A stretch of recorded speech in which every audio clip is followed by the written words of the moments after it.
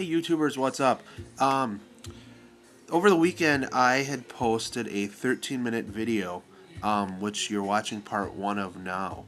Um, YouTube denied my video to be uploaded, and I have a director account, um, and I had a post about that before about what was happening.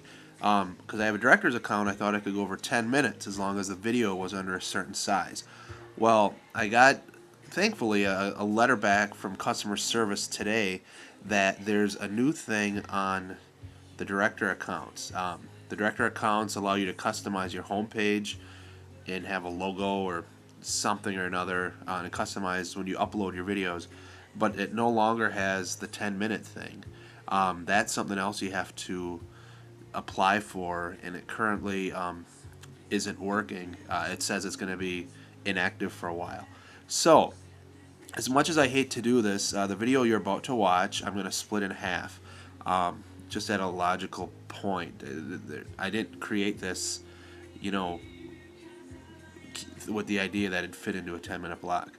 So, bear with it. It's kind of a hack, splitting this up like I am, but it is what it is. So, here's part one of my thoughts on An Inconvenient Truth, and it's just going to kind of come to an end, and part two will be coming up next. So thanks for your patience, and at least I got to the bottom of this YouTube mystery. So have a good one. Bye. Hey everybody, what's up? This is kind of a unplanned video. I just got done watching An Inconvenient Truth, the Al Gore movie. I believe global warming is happening. I know there's a huge debate about this right now. But this post isn't about that. I'm not here to talk about the debate. That's been talked about before. I don't have the scientific backing. I'm not smart enough to, decide, the reality of this. But the one thing I think we can all agree on is as our population grows, we, as human beings, are affecting our environment. Yeah, there's no denying that. Just us being here uses up resources and we create waste. So, I went to the website that the movie talked about at the end, and the URL, I'm looking here, was called, climatecrisis.net. There's a bunch of stuff on there, and there was a downloadable PDF that I downloaded that I'm looking at right now. 10 things to do. Want to do something to help stop global warming? Here are 10 simple things you can do and how much carbon dioxide you'll save doing them. Again, I'm not stressing that. I believe global warming happens, or is happening, and I believe it's happening at an exponential rate. But regardless of if you think that or not, here are 10 things we can do. I'm going to read this. I'm not innocent of following all 10 of these either. But it's never too late to start. So here are the 10 things, and here are my thoughts on these 10 things. Number 1, change a light. Replace one regular light bulb with a compact fluorescent light bulb will save 150 pounds of carbon dioxide a year. I will have to look. I know all the light bulbs I use are just regular ones, so I have to look and figure out what it costs and see if that's a reality for me. Number 2, drive less. Walk, bike, carpool, or take mass transit more often. You'll save 1 pound of carbon dioxide for every mile you don't drive. I drive 21 miles each way to work, 42 miles a day, not counting any trips I make. I drive maybe once every couple of months down to Madison, which is a couple miles away from here, to visit friends. I do a lot of driving. Some of that I don't necessarily think I control, but I can control some of the smaller things I do. When I run errands, do it after work while I'm in town versus making extra trips, and even the smaller things.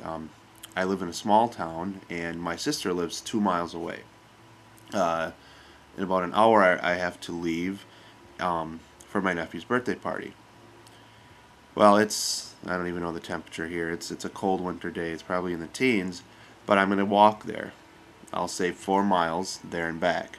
I'll get exercise out of it as well. This summer I bought a cheap bike at a rummage sale, and I'd been biking over to my parents. My parents live 5 miles away. The 10 miles of exercise don't hurt me. It's nice to be outside, and that's saving a lot of miles.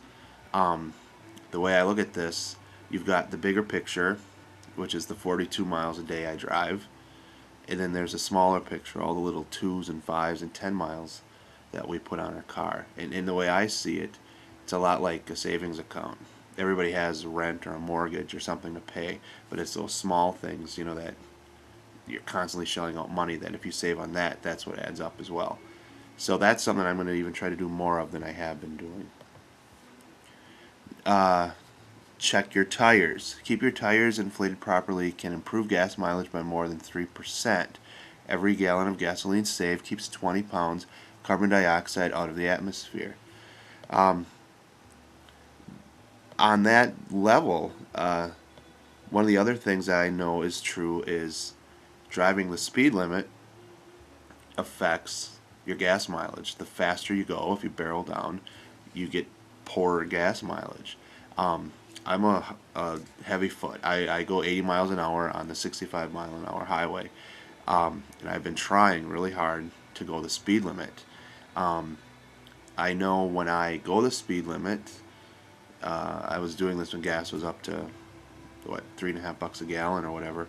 I was going the speed limit, and my gas consumption on a normal week, I was able to get an extra gallon of gas for one gas cycle. It doesn't sound like a lot of money, but that was an extra almost 30 miles that I saved in gas.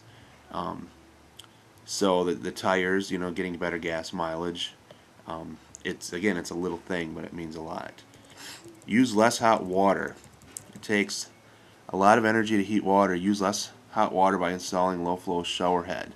350 pounds of CO2 saved per year. And washing your clothes in cold or warm water. 500 pounds saved per year. Okay, I'm pretty good at washing in cold water. I really don't know about my shower head, but I have the habit of leaving the shower run about 10 minutes before I get in it on hot water, and taking very long showers in the morning and just staying in there forever. So if I cut back my shower by a few minutes a day, don't run it as much until I'm ready to go in there, I don't need a steamed up bathroom. So again, baby steps. See the next one. Avoid products with a lot of packaging. You can save 1,200 pounds of carbon dioxide if you just cut down your garbage by 10%. One of the small things I do with that, when I get groceries, I never get a lot of groceries. I just stop after work and get enough for a couple meals. I'll take a handful of groceries and I don't need a bag. And people kind of look at me like that's the craziest thing they've heard in this town, it seems like. I'm like, it's a short walk to my car. It's not a problem. Um, the other thing I've been doing is a lot of times biking to the grocery store, which is like 3 or 4 miles away, and just bringing a backpack. Put the stuff in my backpack versus taking a bag. That saves garbage. Packaging, I'm as guilty as anybody of buying a lot of stuff and being a mass consumer. So I have to be more conscious of that. That's where I'm weak. I admit